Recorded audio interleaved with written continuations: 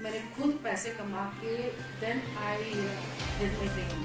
I work for 3 years as an president और USA से मैंने 3 महीने में, क्योंकि ज़्यादातर लोग 2 साल में करते हैं, मैंने 3 महीने में प्लानिंग करके मैं वापस आई और कई साल तक मैंने के लिए पहले कॉल के लिए वो आए हमारे घर में पीई का प्रिपरेशन करते हैं ना, उनके लिए वजह बहुत ईजी हो जाता है क्योंकि उसमें वो मैथ्स की जो बिस्मिल्लाहिर्रहमानिर्रहीम, अस्सलाम वालेकुम नाज़रीन। आज हमारे साथ एक ऐसी शख्सियत मौजूद है बांदीपुरा के अंदर, जो बांदीपुरा से ही पैदा हुई, बांदीपुरा की सरजमीन से ही निकली और हिंदुस्तान की ही नहीं, हम कहेंगे जम्मू कश्मीर की ताज बनकर जो है अभी वो मौजूद हैं। और हमारे साथ बांदीपुरा के अंदर इसलिए वो इस वक्त मौजूद है क्योंकि वो करियर काउंसलिंग के प्रोग्राम के हवाले से यहाँ पर आई थी और हमारी खुशकिस्मती है कि इनसे बात हो रही है। हम रूबरू कराना चाहेंगे एक ऐसी शख्सियत से जो मुस्लिम पायलट जम्मू कश्मीर और हिंदुस्तान की पहली है और जम्मू कश्मीर की खातून पायलट पहली है। जी हाँ, मैं बात कर रहा हूँ समी आरा जी की। समी आरा, सबसे पहले बहुत बहुत शुक्रिया आपका टाइम देने के लिए। खैर मकदम है आपका कश्मीर क्राउन में और खैर मकदम है आपका बांदीपुर के अंदर, जो कि करियर काउंसलिंग के हवाले से आप यहाँ पे आई थी और हमने मुनासिब जाना कि 2-4-5 मिनट आपसे गुफ्तगू कर लें। तो कैसा लग रहा है सबसे पहले अपने इस मादरी वतन में आने से? बहुत अच्छा, मैं तो आती रहती हूँ यहाँ पर और ये तो मेरा अपना घर है, तो यहाँ पर मुझे कोई वेलकम नहीं कर सकता। मैं तो ये मेरा अपना घर है। तो बांदीपुरा की हूँ मैं और मैं सुमल की हूँ और मुझे यहाँ बहुत अच्छा लगता है आना। मैं आती रहती हूँ यहाँ पर, बहुत अच्छा लग रहा है। तो मैम एक कोटेशन है इंग्लिश की, think high sky is not the limit. तो आपने उन जो है आसमानों को भी छू लिया आपने, तो क्या आसमानों के आगे भी और कोई ड्रीम है जिससे आप मतलब लोगों को वो जो है हौसला देना चाहेंगे कि नहीं जी इसके आगे भी कोई जहां है जहां हमें जाना है? मैं तो जो भी मुझे अचीव करना था वो सब मुझे ऊपर वाले का शुक्र है। मैं अल्लाह ताला का शुक्र करती हूँ कि मुझे सब कुछ मिल गया। मैंने जो भी मुझे करना था वो मैंने सब कुछ कर लिया, मतलब प्रोफेशनली। बट मुझे अभी बहुत कुछ करना अपने डिस्ट्रिक्ट के लिए, अपने लोगों के लिए, अपने देश के लिए। मुझे यहाँ लोगों को इंस्पायर करना है। मैं बहुत सारे स्कूल्स में, इवन दिल्ली में और अपने जहाँ मैं रहती हूँ हैदराबाद में, मैं वहाँ स्कूल्स में बच्चों से मिलती हूँ और मैं चाहती हूँ कि मेरे जैसे और भी बच्चे आगे बढ़ें। तो मैं बच्चों से मिलती रहती हूँ और उनको इंस्पायर करती रहती हूँ। तो मैम जैसे कि मैं अभी आपको अंदर सुन रहा था हॉल में, आपने कहा कि आप ऐसे पीरियड से यहाँ से चली गई, आपकी एज तब 17 थी, मीन्स दैट कि आप एडोलसेंस एज में थी तब, और 90s का वो पीरियड जो हमें अच्छी तरह से मालूम था कश्मीर के अंदर किस तरह से वो रहा। तो ऐसे दौर में जब आप यहाँ से निकली तो आप क्या सोच लेके निकली? आपके पेरेंट्स पे क्या, उनके जहन में क्या था तब? एक ऐसा पीरियड जहाँ पे इंसान को जान पे बनी थी, यहाँ पर आप निकल गई अपने मंजिल को पाने के लिए। आपके पेरेंट्स क्या क्या सोच था, क्या रद्द-ए-अमल था उस वक्त, और आपका क्या सोच था वहाँ? मेरे पेरेंट्स तो बिल्कुल मतलब मेरे डैडी तो बिल्कुल नाराज़ थे तब, उन्होंने नहीं माना था मेरा जाना। बट मेरी मम्मी का काफ़ी सपोर्ट था, वो टीचर थी और मैंने उनको प्रॉमिस किया था, आज मैंने अंदर भी बताया कि मैं कोई ऐसा काम नहीं करूँगी जिससे उनको शर्मिंदगी हो बाद में। और शुक्र है कि मैंने ऐसा कुछ किया नहीं।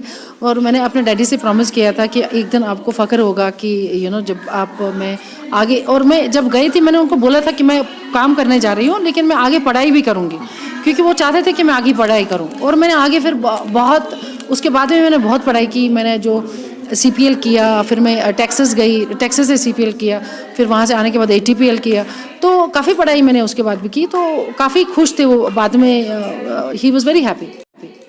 तो मैम आपका ज़्यादा वक्त नहीं लेंगे क्योंकि हमने आपको रास्ते में ही पकड़ा। कभी अगर फुर्सत मिली और रब ने ज़िंदगी दी, मौका मिला, आपसे तफसीलन आपके करियर के बारे में, आपकी सोच के हवाले से बहुत सारी बातें करेंगे। लेकिन आखिरी सवाल पूछना चाहेंगे, पायलट बनने के लिए, एक मज़ा ये सवाल ज़रूरी है लेकिन पूछना चाहेंगे, पायलट बनने के लिए क्या इंसान का जिगरा जिसे हम कहते हैं ब्रेवरी, वो होना ज़रूरी है या काबिलियत होना ज़रूरी है? क्या मोस्ट इंपॉर्टेंट फैक्टर क्या है पायलट बनने के लिए? दोनों चीज़ें मुझे लगता है, काबिलियत भी होना चाहिए और जिगरा भी होना चाहिए। बिकॉज आप ये एक स्किल है फ्लाइंग। ये एक आप ये पढ़ाई नहीं है या पढ़ा नहीं सकते हो। ये एक after some time, after 12th के बाद में आप जो ट्रेनिंग करते हो वो स्किल होता है, आपको लर्न करना पड़ता है। तो एक काबिलियत होती है, जैसे साइकिलिंग होती है, ड्राइविंग होती है, जैसे गाड़ी चलाना होता है, तो उसमें भी थोड़ा जिगरा होता है। सब लोग तो चला नहीं सकते ना, तो yes, it's a mixture of both. तो आप कमर्शियल पायलट हैं, कभी 300-400 सवारियां लेके आपको कभी दिल में कभी डर महसूस हुआ कि मेरा क्या होगा और मेरे साथ सारी सवारियों का? कभी हुआ ऐसा कोई मोमेंट रहा? ऐसा मोमेंट बहुत आते हैं लाइफ में, बहुत आते हैं। मेरे साथ में एक बार आया था कि बहुत ज़्यादा वेदर ख़राब था और मेरे बच्चे पीछे बैठे थे, स्कूल था, उस स्कूल के साथ जा रहे थे। तो उन्होंने मेरा छोटा वाला बेटा हमेशा बोलता था जब मैं स्कूल में जाता हूँ आप क्यों नहीं पायलट हो। वो अपने स्कूल के फेलोज़ को दिखाना चाहता था मेरी मम्मी पायलट है। तो उस टाइम वेदर इतना ख़राब था, उस टाइम मैं थोड़ा डर गई थी। बट ऑफकोर्स हमारी इतनी ट्रेनिंग रहती है, इतना ये रहता है, एक्सपीरियंस रहता है कि हम लोग किसी भी वेदर के थ्रू जा सकते हैं या किसी भी जिस रनवे पे लैंड कर सकते हैं। हमारी वो ट्रेनिंग रहती है वो। तो ऐसा यस कभी कभी लगता है, कभी वेदर के थ्रू जाते हैं तो डर तो लगता है, बट ऐसा कोई डरने वाली बात है नहीं। कभी कभी कोई चीज़ ख़राब हो जाती है जहाज़ में, इंजन भी ख़राब हो जाता है, इंजन भी फेल हो जाता है, बट हमको ट्रेनिंग रहती है कि हम उसको कैसे नीचे लेके आएंगे। अगर इंजन ख़राब हो गया तो हम लोग एक इंजन पे कैसे जहाज़ को नीचे लेके, हमारी वो ट्रेनिंग रहती है। और हर 6 महीने में उसकी रिविज़न होती है वो ट्रेनिंग की, और हर फ्लाइट से पहले हम उसको रिवाइज़ करते हैं। तो ऐसा कोई डरने वाली बात नहीं है। फ्लाइट सबसे ज़्यादा सेफ मोड ऑफ ट्रांसपोर्ट है, मैं आपको ये बता रही हूँ। तो आप बांडीपुरा सॉइल से बिलोंग करती है, आप कश्मीर क्राउन से ज़रूर बात कर रही हैं, लेकिन आप क्राउन हिंदुस्तान के साथ साथ जम्मू कश्मीर और बांडीपुरा की खासकर आप क्राउन है। तो क्या इस क्राउन की मैसेज अपने आवाम के लिए और किस तरह की मैसेज रहेगी अपने बांडीपुरा के लिए? आसिफ द लसिव कश्मीरी में आसिफ द लसिव। बांडीपुरा इज़ मेरा हार्ट एंड सोल बांडीपुरा मतलब संभल में है। मेरा दिल यहाँ पर है, मेरे लोग यहाँ पर है। मैं हमेशा यहाँ के लिए आती रहती हूँ, हमेशा यहाँ की न्यूज़ पढ़ती रहती हूँ कि क्या हो रहा है वहाँ पर, और इसलिए मैं यहाँ के बच्चों से हमेशा मिलती रहती हूँ। तो कश्मीरी लैंग्वेज आती है? आसिफ तो लसिव कौशर तो आप प्रॉपर्ली अभी कश्मीरी बोल पाती है? मैं पूरा कौशर तक। चलिए मैम, आज गई मैं 3 वरी नेबर बस इंग्लिश तो उर्दू में ज़्यादा कत कर, मगर मैं कौशर पूरा तारा। चलिए मैम, बहुत बहुत शुक्रिया आपका, थैंक यू वेरी मच। तो ये थे हमारे साथ खातून पायलट जम्मू कश्मीर की पहली समी आरा, जो अपने ख्यालात का इज़हार कश्मीर क्राउन के साथ कर रही थी। मुझे दीजिए इजाज़त, कश्मीर क्राउन के लिए मैं इनामुल हक। बारामूला में रेडीमेड गारमेंट्स की दुनिया में जाना व पहचाना नाम AIIMS garments wholesale dealers and suppliers. हमारे यहाँ हर तरह के रेडीमेड गारमेंट्स होलसेल कीमतों में दस्तयाब है। बारामूला कस्बे में वाहिद और मुनफरिद होलसेल दुकान, जहां पर आला मयार के जेंट्स गारमेंट्स होलसेल कीमतों पर आप हासिल कर सकते हैं। मलबूसात से वाबस्ता ताजिर हमारे यहाँ से हर तरह की रेडीमेड गारमेंट्स उम्दा कीमतों में हासिल कर सकते हैं। अपने कारोबार को फरोग देने के लिए आप हमारे पास तशरीफ ले आइए। हमारा पता है एम्स गारमेंट मुत्सिल Lala complex, first floor, PWD road, Baramulla. राब्ते के लिए डायल करें 7006049296, 7006951006, 9906424521।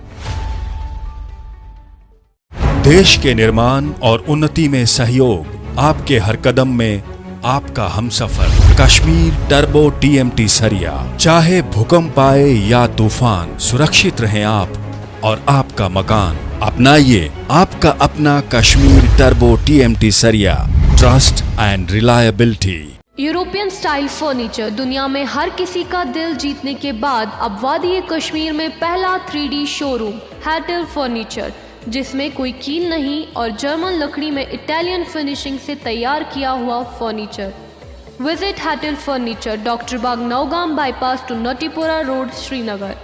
Phone number 9149494043, 019435188181।